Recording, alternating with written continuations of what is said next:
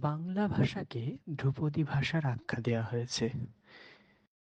আমার যারা পরিচিত বা আন্তর্জালিক মাধ্যমে অনেকেই আমাকে প্রশ্ন করছেন যে বাংলা ভাষাকে কেন ধ্রুপদী ভাষার আখ্যা দেওয়া হলো।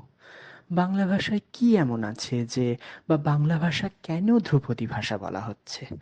আসলে একটি ভাষা তখনই ধ্রুপদী ভাষার আখ্যা পায় যখন সেটি প্রাচীনত্ব লাভ করে বা অনেক পুরনো দিনের ভাষা হয়। এছাড়া তাতে অনেক সমৃদ্ধি থাকে, অর্থাৎ তার সাহিত্য, তার নৃত্যচর্চা, গীতিচর্চা, হ্যাঁ, লোকগীতি বা ফোক চর্চা যেটাকে আমরা বলি, এগুলি অনেক বেশি থাকে এবং বাংলা ভাষার ক্ষেত্রে সেগুলি আছে। যেমন রবীন্দ্র নৃত্য আছে, যেমন রবীন্দ্রসঙ্গীত আছে, টপ্পা, ঠুংরি, এমনকি ছোট খেয়াল, হ্যাঁ? এগুলি সব আছে। তারপর কীর্তন আছে, হ্যাঁ? এছাড়াও আমরা বলতে পারি নাচের ক্ষেত্রে একমাত্র শাস্ত্রীয় নৃত্য হচ্ছে বাংলার গৌড়ীয় নৃত্য আছে, আ ছৌ নাচ আছে, লোকনৃত্য, বাউল আছে, হ্যাঁ? লোকধারার একটি ধারা। তো এইগুলি থাকাতে এবং এগুলির চর্চা হয়ে আসছে মূলত বাংলা ভাষাতে।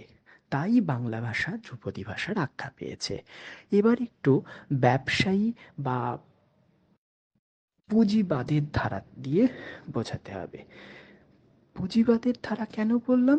কারণ পুঁজি থাকলে আমি আমার ব্যবসাটাকে যেমন বাড়াতে পারবো, হ্যাঁ, প্রসারিত করতে পারবো, ঠিক বাংলা ভাষার ক্ষেত্রেও বা যেকোনো ধ্রুপদী ভাষার ক্ষেত্রেও তখন সেটি ধ্রুপদী ভাষা হয়ে ওঠে যখন তাতে প্রচুর সম্পদ থাকে এবং সেটাকে প্রসারিত করে আরও গবেষণামূলক কাজ বা নতুন ধারা সৃষ্টি করা যায়। নানা রকমের নতুন জিনিস সৃষ্টি হতে পারে সেই ভাষায়। তখনই সেই ভাষাটি সমৃদ্ধ হলে সেই ভাষাটিকে ধ্রুপদী আখ্যা দেওয়া হয়।